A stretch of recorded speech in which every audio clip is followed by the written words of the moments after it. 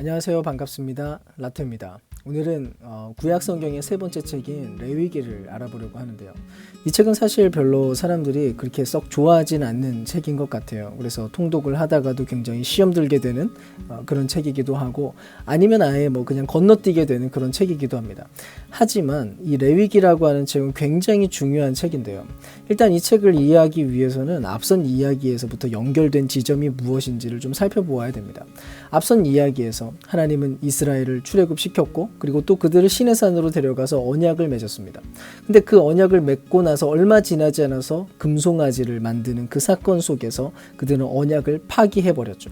하나님께서는 이스라엘에게 성막을 알려주시고 또 성막을 짓는 그 방식으로 이스라엘 백성 한가운데서 살고 싶으셨습니다. 그리고 그것이야말로 언약의 핵심이었는데, 결국 죄 때문에 그 일은 틀어지게 되었고, 이스라엘 백성들이 하나님의 임재 가운데 사는 것이 불가능해져 버린 그런 현실이 바로 직전 상황에서 나타났습니다. 그래서 레위기 바로 직전에 이스라엘의 대표인 모세가 다 지어진 성막 안으로 들어가지 못하는 그런 장면이 나왔었죠. 레위기는 어쨌든 이런 구조적인 문제를 기억하면서 시작하는 그런 책입니다. 그래서 1장 1절을 보시면 이렇게 시작이 돼요. 회막 안에서 하나님이 모세를 부르십니다. 즉, 이 책이 다루고자 하는 문제는 죄와 자기 중심성 한가운데 있는 이 이스라엘이 과연 거룩한 하나님과 어떻게 화해할 것인가에 대한 문제를 다루는 그런 책입니다. 즉, 이것이 바로 전체가 가지고 있는 주제인데요. 즉, 하나님의 거룩한 임재 한가운데서 살아갈 수 있는 방법이 무엇인가에 대한 책이라는 거죠. 여기서 잠깐 거룩이라는 의미를 그래서 이해를 해야 되는데, 이게 레위기 전체를 이해하는 핵심이 되고 또 열쇠가 되기 때문입니다. 거룩이라고 하는 거는 구별됨, 그리고 독특함, 이런 것을 뜻한다고 생각하시면 되는데요. 성경에서 생명을 창조하고 주관하는 그분의 독특한 성품 때문에 하나님은 다른 모든 것들과 구별되는 분으로 등장하십니다. 즉, 그분은 유니크합니다. 그런 면에서 하나님이 거룩하시고 또 그가 계시는 공간과 모든 연결된 지점들이 전부 다 거룩합니다. 세상에 없는 존재, 그와 같은 것이 존재하지 않는다는 그 유니크함이야말로 바로 거룩을 설명하는 가장 중요한 핵심이라는 거죠. 근데 그 유니크한 면, 세상과 다른 어떤 유니크한 점의 그 특징이 뭐냐면 선하시고 생명이 가득하고 정결하며 정의로 가득 차 있다라고 하는 점에서 유니크하다는 것입니다. 아무튼 이런 거룩한 하나님과는 달리 전혀 정의롭지 못하고 죄를 지은 이 이스라엘 백성이 하나님의 거룩한 임재 한가운데 살고자 한다면 사실 그들 역시도 거룩하지 않으면 안 된다라고 하는 것이 중요한 문제라는 것입니다. 즉, 그들의 죄가 해결되어야 하고 세상과는 다른 유니크한 자리로 그들의 모습이 옮겨져야만 했다는 것입니다. 바로 이런 역할을 해내는 책이 바로 레위기라고 하는 책입니다. 일단 이 책의 구조를 우리가 알아야 되는데요. 이 책은 정확하게 대칭 구조로 되어 있습니다. 이스라엘 백성이 하나님의 임재 안에 살 수 있는 아주 중요한 세 가지 방법을 제시하는데요. 일단 제일 먼저 하나님의 거룩한 임재 안에 살아가는 그 훈련을 하는 내용이 나옵니다. 이 훈련은 어떻게 하느냐면 제사 제도를 계속해서 반복하고 또 절기를 계속해서 반복하는 그 내용으로서 훈련되어야 되는 내용으로 등장합니다. 그래서 레위기의 시작 부분과 마지막 부분에 각각 샌드위치로 덮는 구조로 이 두 가지 내용이 등장해요. 그 안에 이제 이 샌드위치 바깥쪽 면이 절기와 제사라고 한다면 그 안에 하나님과 이스라엘 백성 사이의 중보자 역할을 하는 존재가 이제 등장하게 되는데, 그게 바로 제사장이라고 하는 존재입니다. 앞선 이야기에서 본 것처럼 이스라엘 자신이 사실은 제사장 나라였어요. 온 나라를 다 구원할 그 역할을 해줄 제사장 나라. 근데 또 한편으로는 이스라엘 자신이 문제 그 자체였기 때문에 내부적으로 제사장이 필요했다는 것입니다. 그래서 제사장의 업무가 이 레위기라는 책에 그려지는데요. 그리고 또 그 안쪽에를 보면 이스라엘이라고 하는 나라가 가지는 그 정결함에 대해서 기록됩니다. 특히 그 중심에는 가장 중요한 제사였던 속죄일에 대한 그 기록이 나옵니다. 16장, 17장의 바로 그 중간에서 가장 중요한 핵심적인 제사를, 그리고 핵심적인 날을 설명하게 됩니다. 어쨌든 이 중앙에서부터 이 책 전체가 연결되어 있다고 생각을 하시면 됩니다.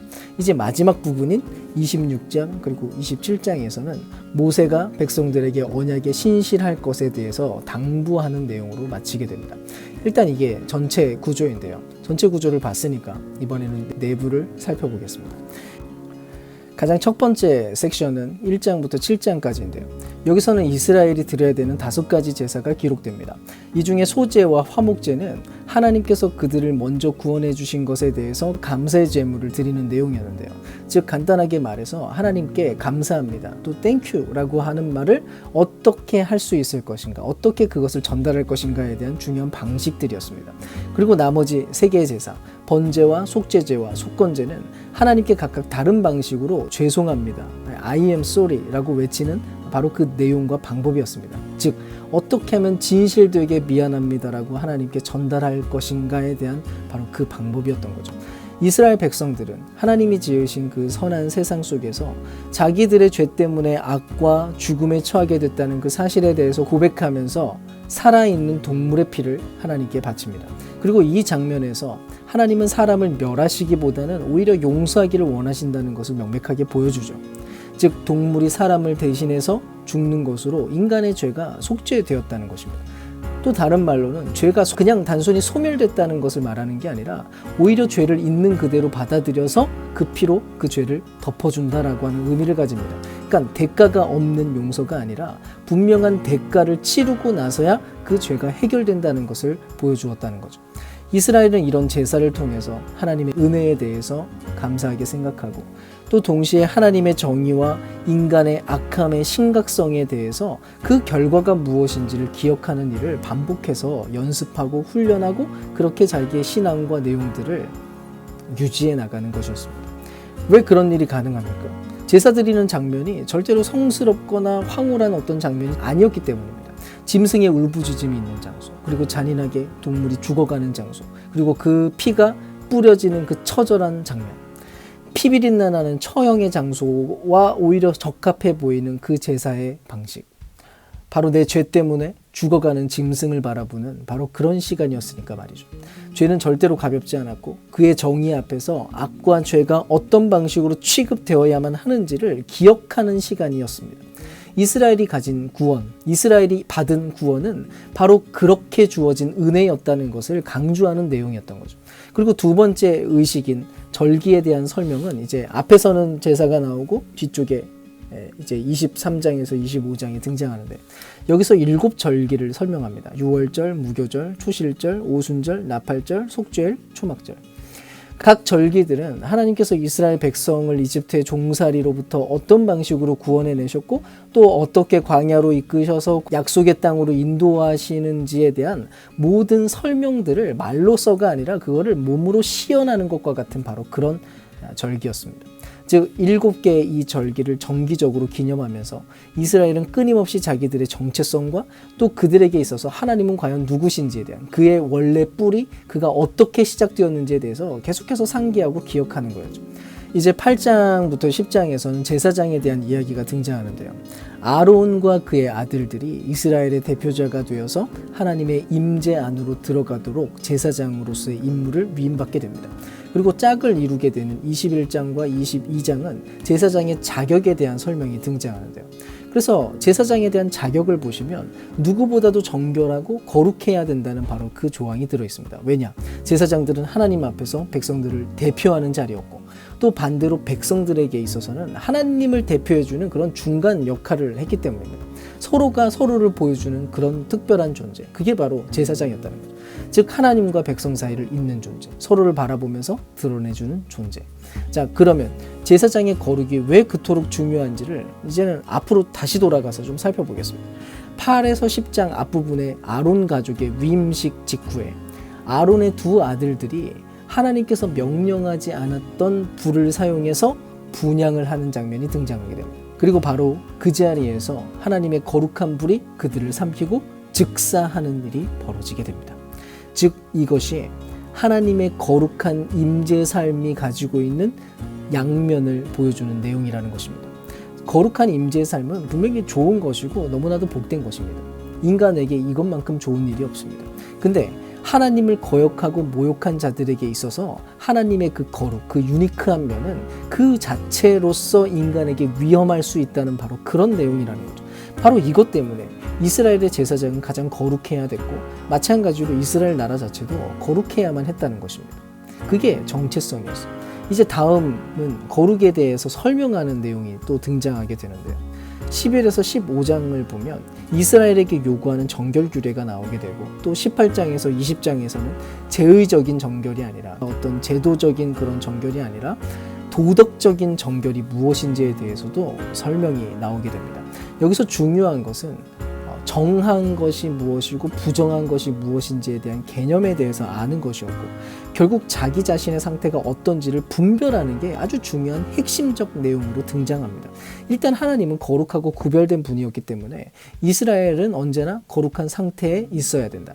하나님의 임재는 거룩하거나 거룩하지 않은 상태에 있는 모든 사람에게까지 제약 없이 등장하실 수 있는데 문제는 정결할 때는 아무런 상관이 없지만 부정할 때 그분의 임재는 너무나도 위험해지는 상황을 맞이하게 된다는 거죠. 그래서 이스라엘은 계속해서 자기의 상황을 알 필요가 있었어요. 왜? 하나님은 어차피 그들과 계속해서 함께하기로 작정했으니까. 그러니까 그 사람이 만약 거룩해지지 못하면 그 사람은 위험해지는 것이고 거룩하기만 하면 너무나도 복된 상태에 거할 수 있게 되었다는 것입니다. 그러면 그 내용들을 조금 살펴보겠습니다. 이스라엘 백성은 책을 접촉하거나 피부병이 생기거나 혹은 곰팡이를 만지거나 시체를 만지는 그런 내용 등을 통해서 부정해질 수 있었어요. 즉 이스라엘 백성들에게 부정하다고 정의된 것들은 어떤 이미지랑 연결되어 있습니다. 뭐냐면 죽음이나 혹은 생명력을 잃은 것들과 연결되어 있어요. 부패 뭐 이런 것들과 연결되어서 그것이 닿거나 몸에 접촉하게 되면 부정한 것으로 인식됐습니다. 이런 내용들은 우리에게 정결이 상징하고 있는 핵심적인 개념을 알려주는 내용들이었는데 우리가 만약 죽음과 연관된 것을 만지면 부정한 상태로 전염되는 일이 벌어집니다. 그리고 죽음은 생명이신 하나님의 속성과 반대되기 때문에 하나님의 거룩이라고 하는 그 유니크한 면과 충돌되는 개념이었다는 것입니다. 자, 여기서 중요한 게 있습니다. 부정한 상태에 있다는 것은 결국 죄를 지은 것이라거나 혹은 잘못된 것이 아니었다는 거예요. 지금 성경은 그런 식으로 설명하지 않습니다. 부정한 것을 만지는 것은 우리 일상 속에서 사실 매우 자연스러운 일이었어요. 그리고 그런 일들은 때때로 일어나겠지만 그럼에도 불구하고 그 일은 일시적인 것에 불과하다는 것입니다. 그래서 레위기에서도 2주일 정도 지나면 그 부정함이 지속되다가도 그치게 됩니다. 혹은 몸을 씻거나 희생제사를 드리게 되면 금방 정결한 상태로 다시 회복되는 일이 벌어집니다. 그런데 문제는 이런 죽음을 상징하는 것이나 혹은 부정한 몸이 된 상태로 하나님의 임재 안에 나아가게 된다면 그것은 잘못된 것이고 그 일은 결국 죄를 짓는 일이 된다라는 것입니다. 그러니까 부정한 것 자체가 죄가 아닌데 부정한 상태로 하나님의 임재를 마주하는 것 자체는 죄가 된다는 거예요. 그래서 그렇게 하면 절대로 안 되는 것이었습니다. 자, 마지막으로 이스라엘 백성은 어떤 동물을 먹으면 부정한 상태가 또 되기로 했습니다. 그래서 코셔라고 하는 정결 음식법이 기록되어 있어요. 무엇을 먹어야 되고 먹지 말아야 되는지. 사실 왜 어떤 동물은 부정하다고 얘기하고 또 어떤 동물에 대해서는 금지하고 있는지에 대해서 다양한 의견들이 있어요. 되게 많아요. 뭐 학자들마다 다양한 얘기를 하는데 뭐 위생적인 이유다, 문화적 금기에서의 이유다 등등등 각종 다양한 굉장히 설득력 있어 보이는 이야기들을 합니다. 근데 성경은 어느 곳에서도 명확한 이유를 밝히지 않아요. 그래서 다만 기록된 근본적인 목적은 확실합니다. 이렇게 세심하게 문화적인 상징들을 따라서 살면서 이스라엘 백성들은 하나님의 거룩하심을 모든 자기의 삶의 영역에 반영하면서 살게 되는 거였어요. 그게 중요한 목적이었어요. 아직 온전한 것이 다 오기까지는 거룩이라고 하는 개념을 계속해서 훈련해야만 했던 것이고 하나님의 거룩이라고 하는 것이 우리의 모든 의의 영역에 영향을 준다는 그 사실에 대해서 끊임없이 기억하게 만들기 위한 내용이었다는 것입니다. 이 정결법과 짝을 이루는 부분은 이스라엘의 도덕적 정결입니다. 이스라엘은 계속해서 가나안 사람들과 다르게 살아가야 될 것을 명령으로 들어요. 그러니까 너희는 가나안에 갈 건데 근데 거기 가서 그들과 다르게 살아라. 사회 정의에 관한 설명들도 등장합니다. 그래서 가나안 사람들을 지나치면 안 되고 가나안 자들을 늘 너희는 돌보아야 되고 성적 정결함에 대해서 너희는 절대로 가나안 사람들을 닮으면 안 되고 그 정결을 지켜야 되고 그들이 사는 세상 안에서 정의를 실현하면서 살아가라 라고 하는 그 명령을 그들은 받게 됩니다. 그리고 그런 도덕적인 정결이 하나님의 임재 안에서 가까이 살아가게 만드는 아주 중요한 포인트가 되었다는 거죠. 자, 그렇다면 이제 이 책의 중심에 이스라엘의 절기 중 하나였던 속죄일이 자세하게 기록되어 있다고 얘기를 했었는데요. 자, 바로 16장, 17장 내용입니다. 이스라엘 백성들은 1년 동안 지내면서 죄를 짓고도 속죄 제사를 드리지 않거나 혹은 죄를 지은지도 모른 채로 그냥 지나갈 수도 있었습니다. 그래서 1년에 한 번씩은 대제사장이 속죄일에 그들의 죄를 전부 해결할 수 있도록 그렇게 제도를 하나님께서 만드셨는데요. 일단 방식이 이래요. 두 염소를 준비합니다. 그래서 한 마리는 이스라엘의 죄를 정결하게 만들고 속죄하기 위한 속죄 제물이 되는 거였고요. 또 다른 염소 한 마리는 아사셀 염소라고 부르는 그 염소가 됩니다. 대제사장은 이스라엘의 죄를 다 고백하고 염소에게 안수를 해서 그들의 죄를 그 염소에게 전가합니다. 그리고 백성의 죄를 다 짊어진 그 염소가 광야로 보내지게 되는 거예요. 이 아사셀 염소가. 이것은 하나님께서 그의 백성 안에서 화목하게 함께 살아가기 위해서 백성의 죄를 사하시고 또 그 죄로 인한 결과들을 멀리 치우고자 하는 하나님의 갈망을 보여주는 그런 상징적인 행위였습니다.